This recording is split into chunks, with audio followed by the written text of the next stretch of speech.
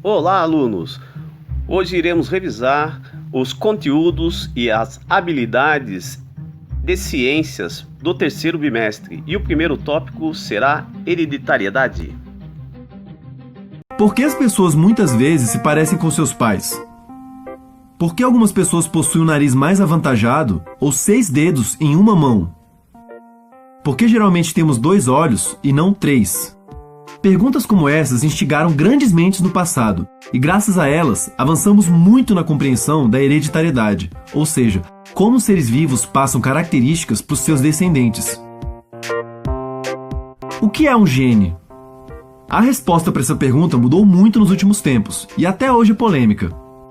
Podemos pensar em um gene como uma unidade de hereditariedade, ou seja, algo que os seres vivos possuem, poderão passar para os seus descendentes e que determina uma característica biológica de uma espécie. Quando uma pessoa tem filhos, ela passa adiante cópias dos seus genes que determinam diferentes características. Desde a forma do corpo e posição dos membros, até coisas mais sutis, como tipo sanguíneo ou sua visão de cores, são pré-definidos pelos genes. Apesar do ambiente poder afetar como os seres vivos se desenvolvem, essas instruções passadas de geração para geração determinam em boa parte a estrutura e o funcionamento básico de cada espécie. Desde a descoberta do óvulo e do espermatozoide no século XVII, cientistas tentaram descobrir como essas células se relacionam com a reprodução e com a transmissão de características dos pais para os filhos. Na época, alguns acreditavam que dentro do espermatozoide havia um ser completamente formado em miniatura, que precisava do corpo da mãe para crescer. Outros acreditavam que nos gametas havia uma matéria com instruções para formar um novo ser.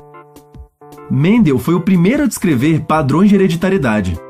Em 1860, ele fez experimentos cruzando diferentes tipos de ervilhas para ver como seriam as plantas resultantes dos cruzamentos. Ele descobriu que os seres sexuados passam metade das informações que os formaram para seus filhos. Assim, um novo ser possui metade das informações do pai e metade da mãe, mas nem todas as informações se manifestam de forma visível. Existem versões de genes, chamadas de alelos recessivos, que nem sempre se manifestam, mas são carregados pelos organismos.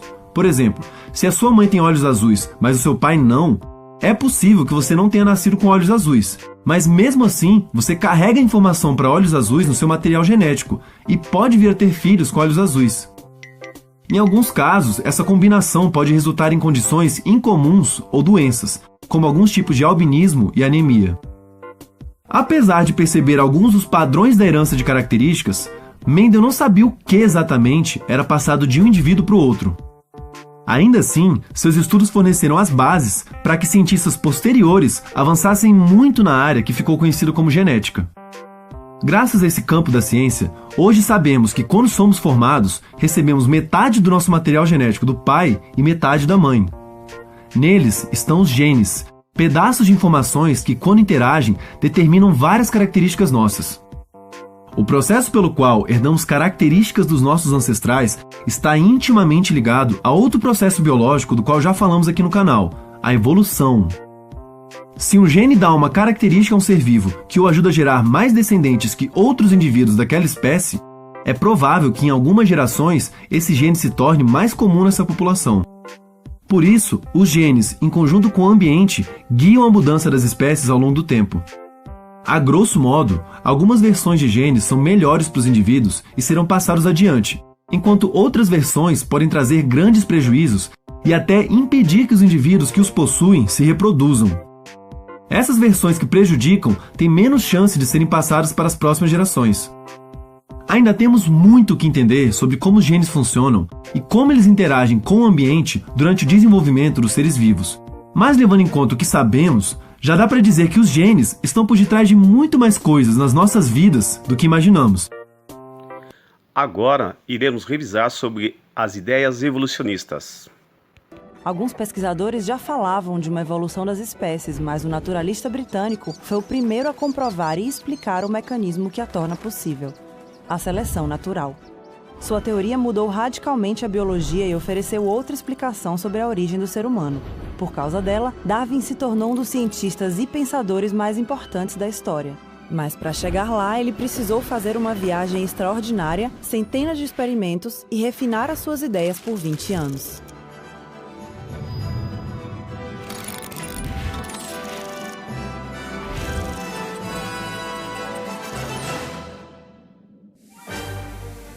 Em 1831, Darwin tinha 22 anos e estudava na Universidade de Cambridge, quando foi convidado como naturalista a uma grande expedição.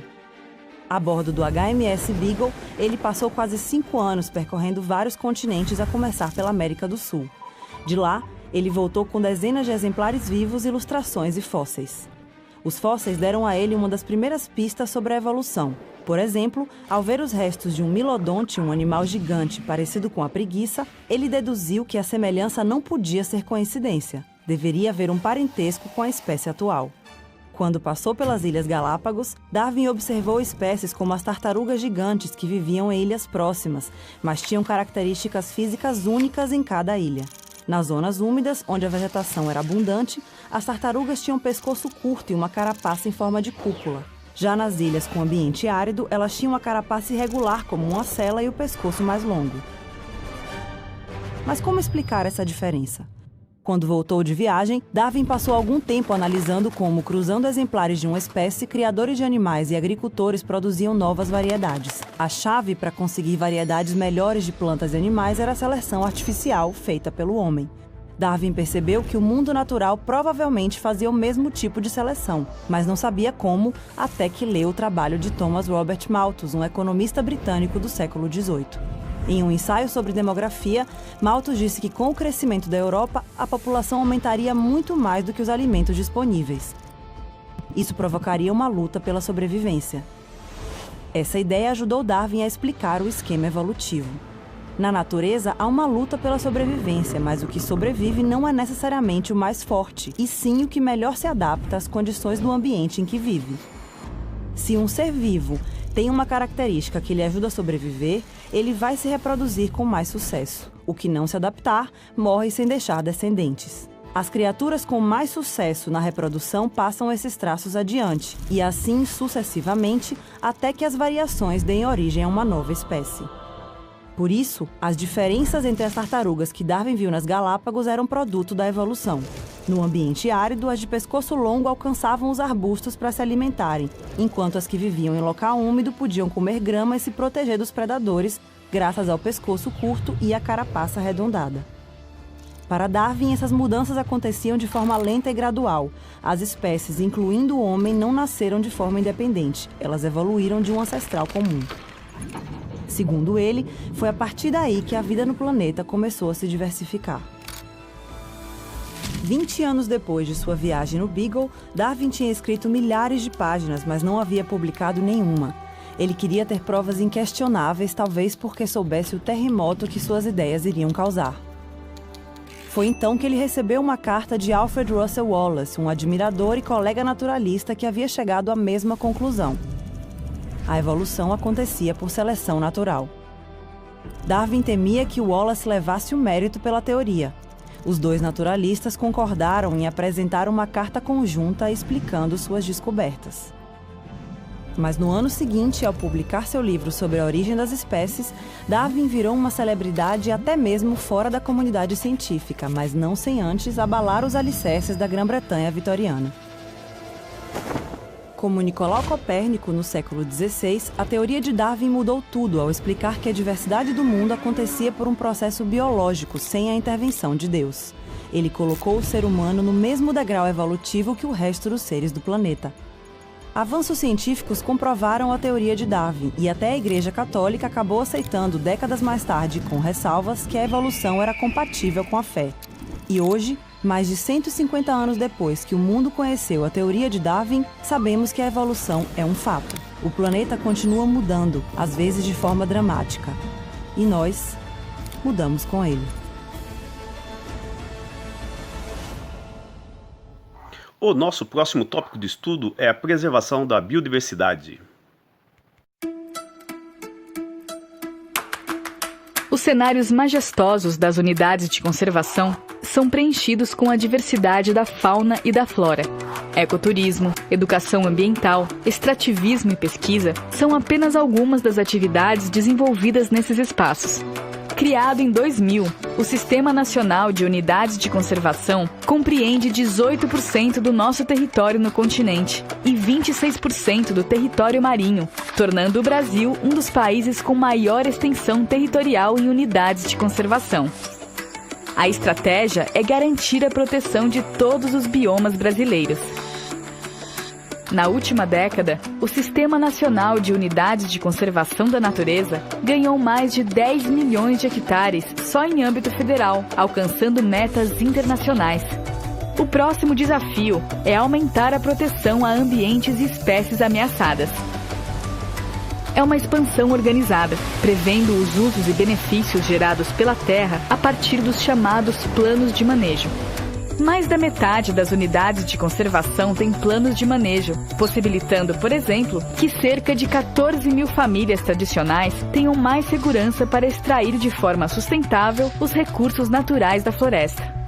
Unidades de conservação, onde a nossa vida pulsa.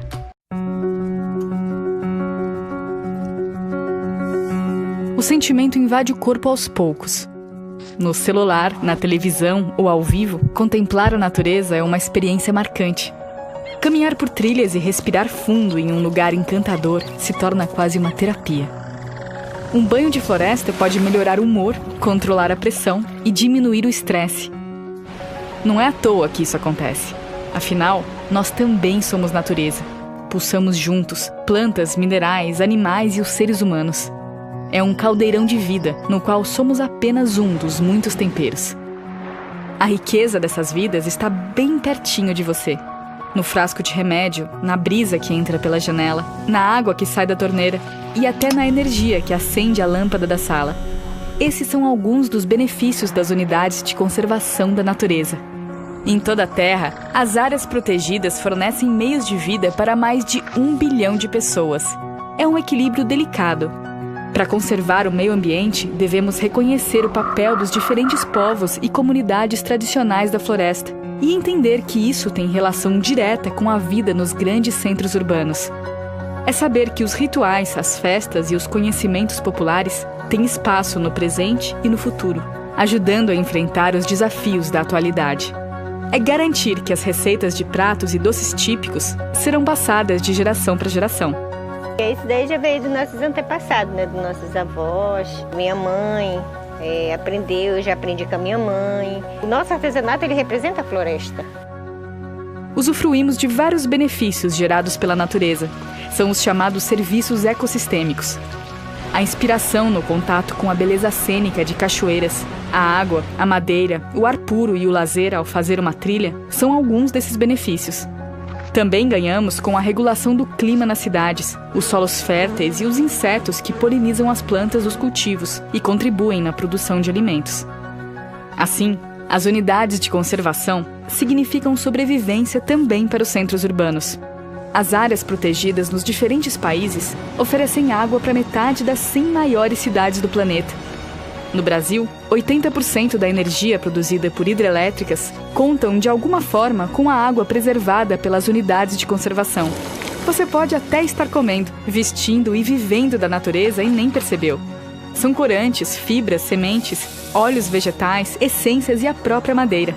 As áreas protegidas na Amazônia, por exemplo, têm o potencial de produzir anualmente de 1 a 2 bilhões de reais pelo manejo florestal da madeira, uma forma sustentável de explorar os bens das unidades de conservação.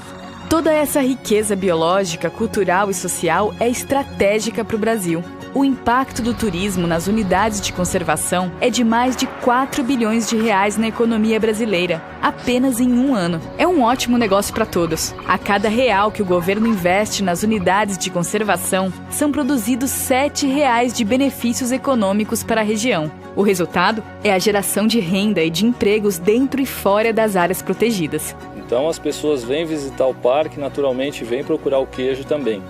E isso move uma cadeia econômica, né? Existem diferentes tipos de unidades de conservação no Brasil. Elas podem ser divididas em 2 grandes grupos. De um lado estão as de uso sustentável e de outro, as de proteção integral. Enquanto as de uso sustentável buscam a harmonia entre a conservação e o uso da natureza, as de proteção integral procuram diminuir a interferência humana. As reservas extrativistas são um exemplo de unidades de uso sustentável. Só em âmbito federal, mais de 52 mil famílias cadastradas retiram o seu sustento dessas reservas sem impactar o ambiente e contribuem para a economia local coletando frutas, óleos e peixes. Já as unidades de proteção integral, como os parques nacionais e as estações ecológicas, se tornam santuários da biodiversidade, espaços para a manutenção dos ecossistemas naturais e locais de exploração científica. Mais de 11 mil pesquisas e aproximadamente 50 mil pesquisadores atuam nas unidades de conservação federais. Desde 2007, o ICMBio gerencia as unidades de conservação federais brasileiras. De norte a sul, da Amazônia aos Pampas, são mais de 168 milhões de hectares só de unidades federais, além das áreas estaduais e municipais. Todas reunidas no Sistema Nacional de Unidade de Conservação da Natureza. Ao total, mais de 2.000 unidades protegem 18% do território continental e 26% do território marinho brasileiro. Pesquisadores, voluntários, educadores ambientais e até alguns donos de terras que, de forma voluntária, criam reservas particulares do patrimônio natural. Proteger grandes áreas naturais é uma vocação para um país com tamanha biodiversidade e potencial de desenvolvimento. Por isso, da próxima vez que você se deparar com uma bela imagem da vida selvagem, saiba que essa sensação de paz tem muito a ver com o seu lugar no planeta. O esforço é grande para manter as áreas protegidas funcionando. Quando você tiver um tempinho, que tal conhecer uma das unidades de conservação espalhadas pelo Brasil e se conectar com a vida? Unidades de conservação, onde a nossa vida pulsa.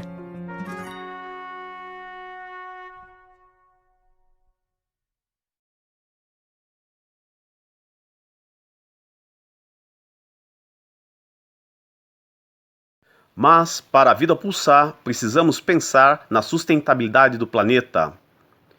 Conhecermos o consumo consciente e realizarmos a nossa pegada ecológica.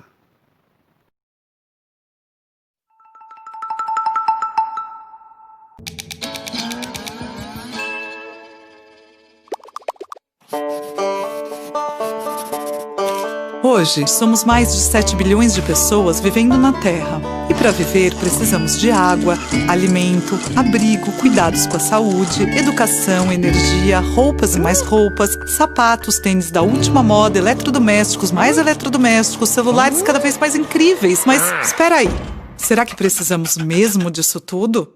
De algumas coisas, sim, mas da forma como vivemos hoje, nos acostumamos a comprar muito mais do que precisamos. Porque o nosso amigo tem um modelo mais bacana, ou porque acreditamos numa propaganda, ou ainda para levantar o astral. Enfim, comprar mais do que precisamos virou um hábito. Passamos a ser chamados de consumidores e vivemos na época da sociedade de consumo. A sociedade de consumo é como uma máquina gigantesca. Para funcionar, usa recursos naturais para produzir coisas para serem consumidas e logo substituídas por outras coisas que, para serem produzidas, precisam de mais recursos naturais. Bom, e para essa máquina trabalhar cada vez mais rápido, é preciso que os produtos sejam usados e descartados constantemente.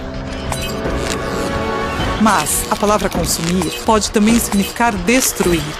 Para manter essa máquina sempre calibrada, estamos esgotando os recursos naturais e gerando uma descomunal quantidade de lixo. Só que os recursos naturais são finitos e, se utilizados à exaustão, podem acabar.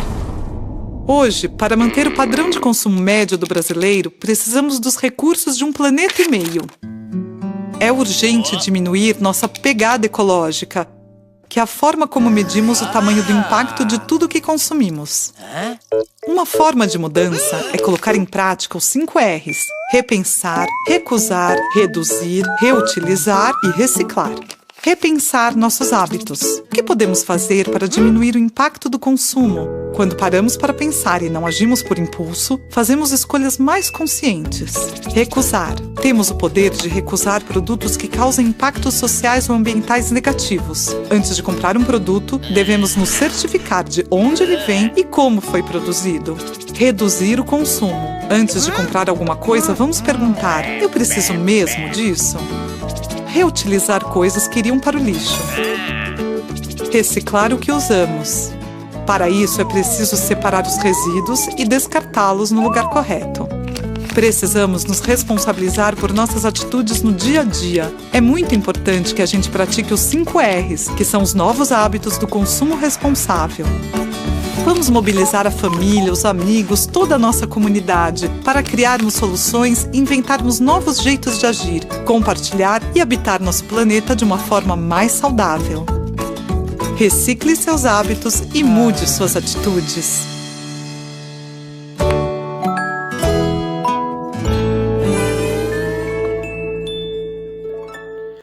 Para refletir, a história do mundo em 2 minutos.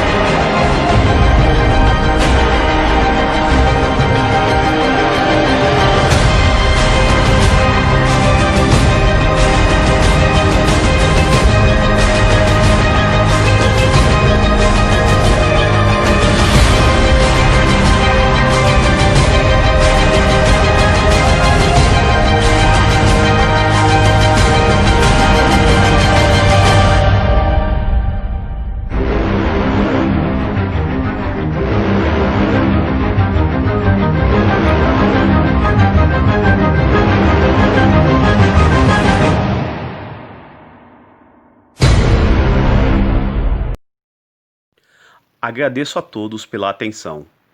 Obrigado.